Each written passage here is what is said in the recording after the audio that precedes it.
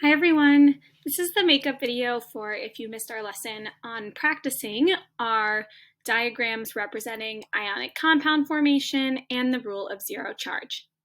So as a quick refresher, the rule of zero charge states that in an ionic compound, the positive charges on the cations and the negative charges on the anions are going to add up to zero. And ionic compounds form whenever electrons are transferred between atoms. So this is in contrast to atoms' ability to share electrons, which we'll talk about later after winter break, probably when we discuss covalent bonding. So here's an example of an ionic compound formation and the formation of an ionic bond. So after a neutral atom of sodium transfers an electron to chlorine, which you can see right here. It's transferring this electron to the chlorine atom. Sodium is going to have a +1 charge, and chlorine is going to have a -1 charge.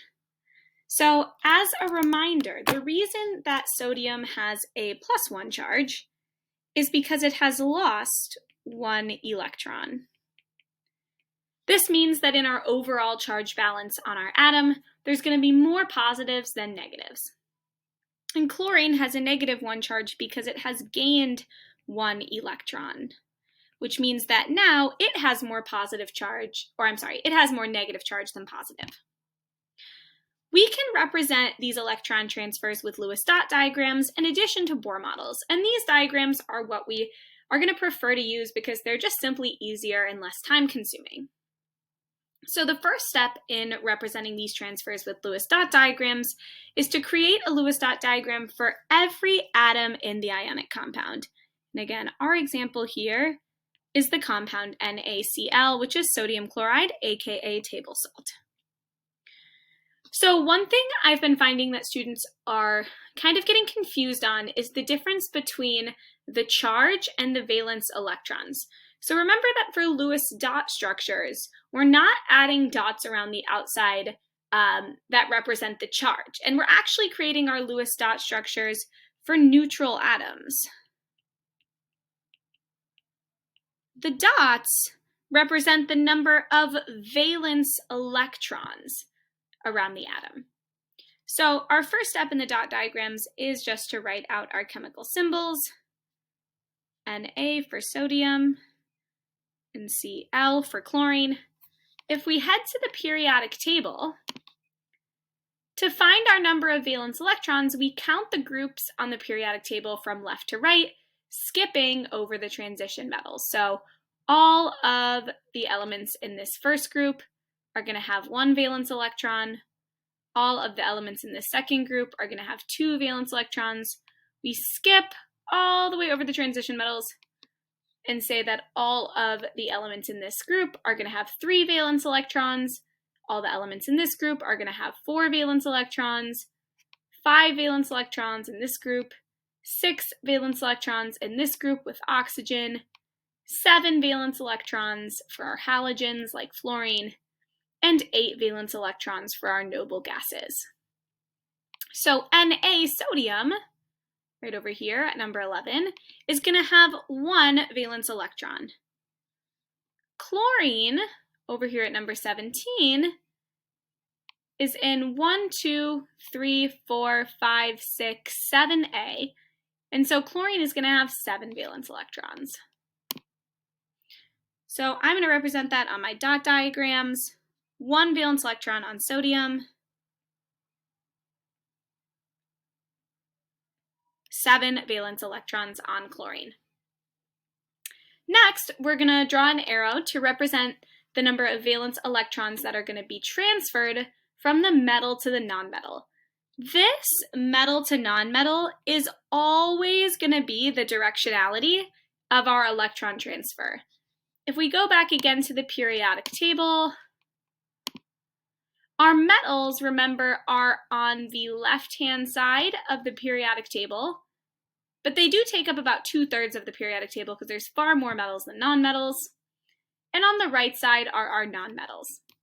Metals like to get rid of electrons in their valence shell and become positively charged cations, and nonmetals like to accept those electrons to fill their valence shell and get a full octet and become negatively charged anions. So as a quick reminder of that, metals like to give away electrons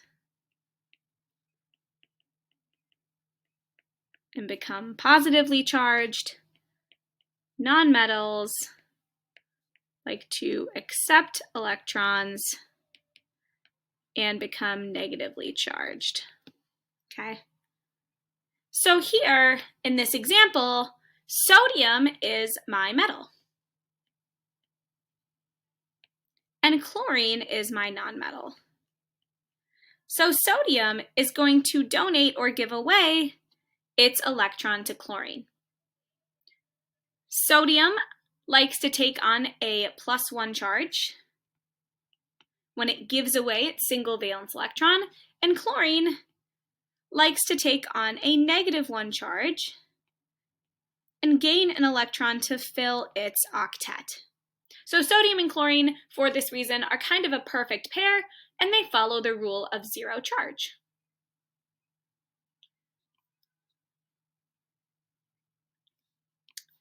So the independent work for today, everyone was given 5 different ionic compounds and chemical formulas and needed to show the Lewis dot diagram electron transfer that was happening between these atoms. So we follow the exact same steps as we did for sodium chloride for each of these.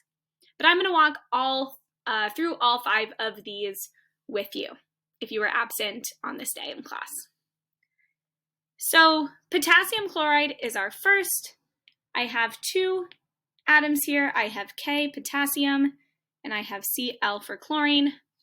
If I go to my periodic table, K, potassium, is in the very first column, so it's going to have 1 valence electron on its Lewis dot structure.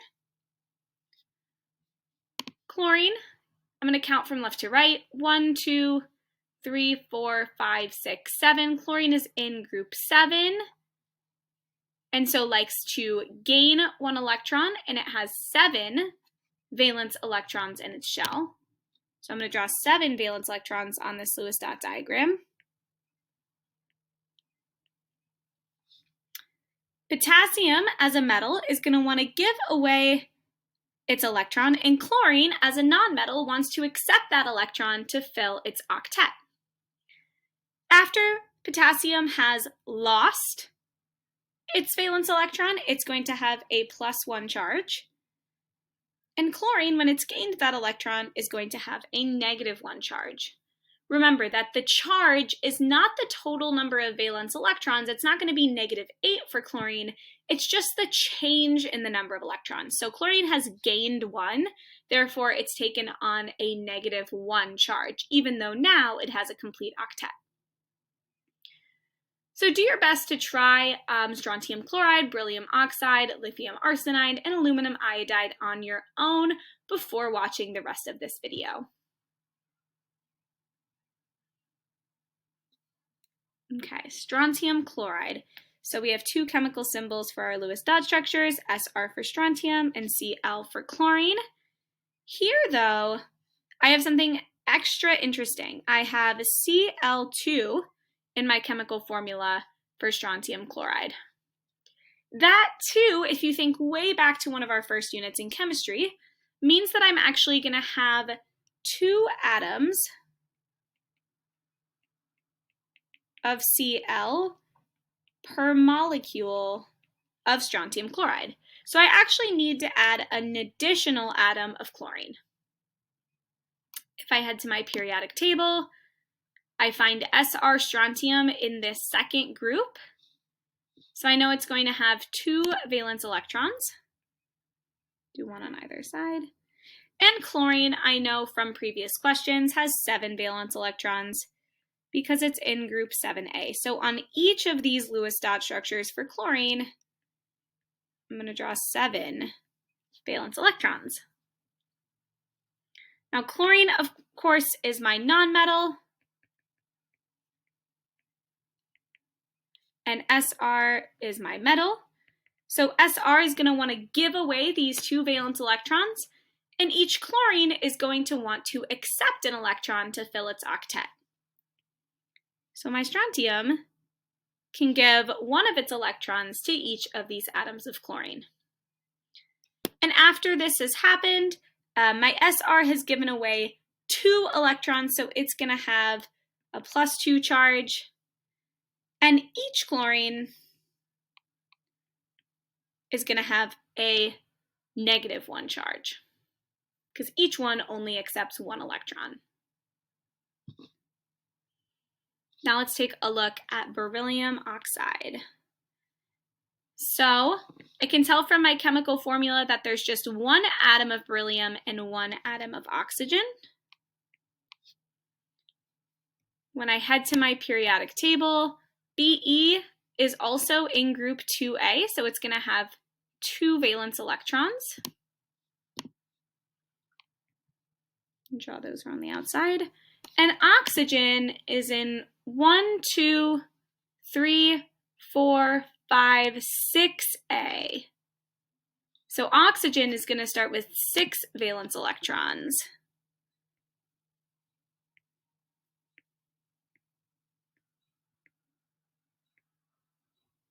Now beryllium is my metal here,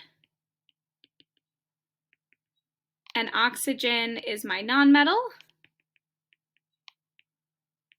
So I know that beryllium is going to want to get rid of these 2 valence electrons, and oxygen, starting with 6, is going to want to accept 2 in order to fill its octet. So I can actually have this beryllium atom donate both of its valence electrons to oxygen. And after that's happened, beryllium has lost 2 electrons and so has a +2 charge. And my single atom of oxygen has gained 2 electrons and has a -2 charge. Next up, we have lithium arsenide. So lithium is in group 1 on the periodic table. So lithium is just going to have 1 valence electron, but I have a subscript. I have a subscript in my chemical formula again that shows that I actually have 3 atoms of lithium per molecule.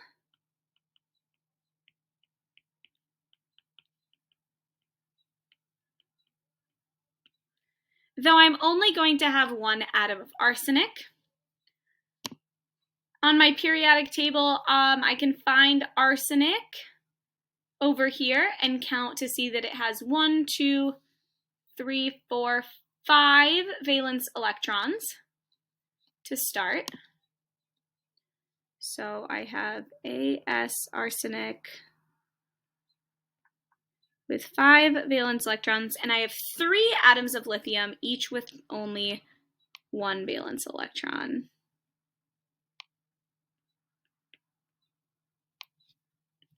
Okay.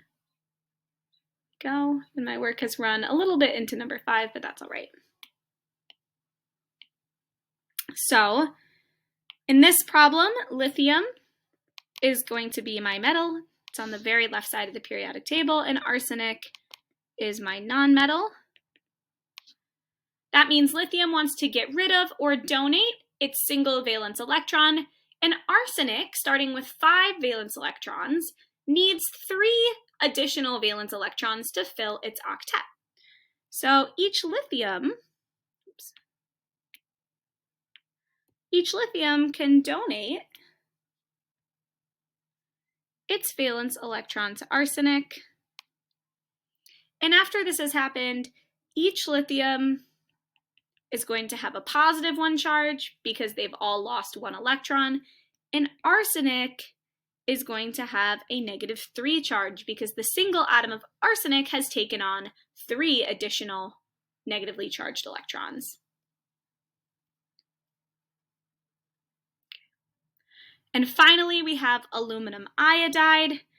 Again, we have a chemical formula here that tells us it is not a 1-to-1 metal to nonmetal ratio. I have 1 atom of Al aluminum and 3 atoms of I for iodine. Aluminum, if I check my periodic table, right here is going to have 1, 2, 3 valence electrons. And iodine is going to have 1, 2, 3, 4, 5, 6, 7 valence electrons.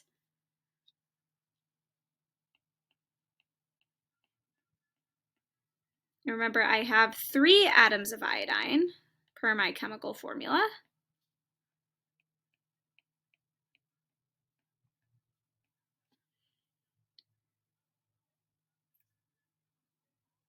In this problem, aluminum is actually my metal. So even though it looks kind of like it's more on the right side of the periodic table, remember that these metalloids here are the breaking point between metals and nonmetals. So aluminum is still on the left side and is going to be the metal that gives away valence electrons. Iodine, which is a halogen, is the nonmetal that's going to accept valence electrons. So aluminum is going to give each of its valence electrons away to one of the iodines. And when this process is complete, aluminum will have lost 3 valence electrons and have a +3 charge. And each iodine is going to have a -1 charge because each iodine added 1 electron to its valence shell to fill its octet. Thank you so much for tuning into this video, and please don't hesitate to reach out with any questions or concerns.